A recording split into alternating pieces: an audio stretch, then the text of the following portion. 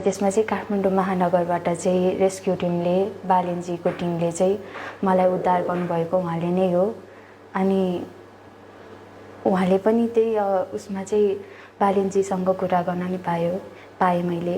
उहाँद्वारा नै म रेस्क्यु भएको भएर चाहिँ अहिले प्रतिनिधित्वमा चाहिँ उहाँको सरकारले चाहिँ अब केही गर्छ। अब जुन हाम्रो माग छ, जो बलात्कारी छ उसलाई चाहिँ मृत्यु सजाय हुनुपर्छ भनेर त्यो पुरा गर्ने आशासँग चाहिँ मेरो चाहिँ उहाँसँग चाहिँ अपेक्षा छ।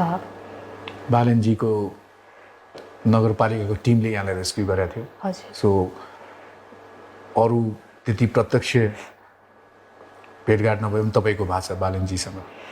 हजुर, मेरो कुराकानी भएको छ। लास्ट कुराकानी कहिले भएको थियो? जुन बेलामा रेस्क्यु भएको थियो त्यति बेला चाहिँ उहाँहरूले चाहिँ हाम्रो सर चाहिँ बालेनजी हुनुहुन्छ, हजुरको कुरा उहाँ चाहिँ कुरा गर्न चाहनुहुन्छ भनेर उहाँबाट चाहिँ उहाँहरूकै मार्फत चाहिँ उहाँबाट फोनमा चाहिँ कुरा भएको थियो।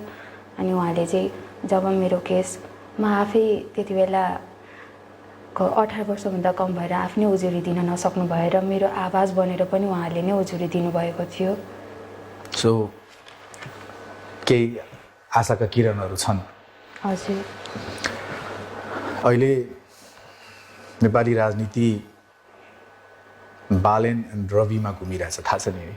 हजुर। अनि सम्भवतः यो कार्यक्रम छायाङ्कन हुँदाखेरिसम्म पनि त्यो घोषणा त भइसकेको छैन, तर सम्भवतः बालेन्द्र शाह नै हाम्रो नयाँ प्रधानमन्त्री हुनुहुन्छ। र मलाई थाहा छ उहाँले यो कार्यक्रम हेर्नुहुन्छ र हेरि पनि रहनु भएको छ। अहिले कल्पना गर्नुहोस्, हामी कोही यहाँ छैनौँ, म पनि छुइनँ,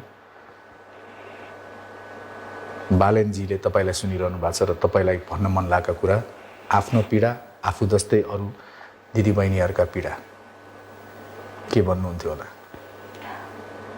म त सर्वप्रथम उहाँलाई चाहिँ कृतज्ञता ज्ञापन पनि गर्छु, किनकि उहाँको कारणले सायद म छेदविच्छेद अवस्थामा चाहिँ मलाई त्यो घरबाट रेस्क्यु गर्दाखेरि पनि मलाई र मेरी आमालाई सँगै रेस्क्यु गरेको, किनकि उहाँले पनि त्यो भोग्नु भएको थियो। अनि